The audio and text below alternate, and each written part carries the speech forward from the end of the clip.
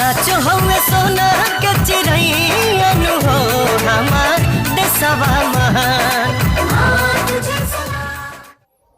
माँ तुझे सलाम। तो नमस्कार दोस्तों, स्वागत है फिर से मेरे एक बार यूट्यूब चैनल में। तो दोस्तों, इस वक्त की जो सबसे बड़ी खबर, सबसे बड़ी अपडेट निकल के आ रही है आप सभी के बीच में, तो मैं आप सभी को बता दूं कि पवन सिंह का सॉन्ग माँ तुझे सलाम रिलीज हो चुका है, जो कि 15 अगस्त के शुभ अवसर पे सॉन्ग रिलीज किया गया है। वहीं पे खेसारी लाल यादव का 15 अगस्त के शुभ अवसर पर एक भी सॉन्ग रिलीज नहीं हुआ है। तो दोस्तों, मैं आप सभी को बता दूं कि पवन सिंह खेसारी लाल यादव के मुकाबले बहुत ही कम गाना गाते हैं, यानी वो 4 गाना गाते हैं तो खेसारी लाल यादव 2 गाने गाते हैं। जैसे कि आपके देख लीजिए सावन सॉन्ग का, जो कि खेसारी लाल यादव 15 सॉन्ग गाए थे, वहीं पवन सिंह 5-6 सॉन्ग गाए थे।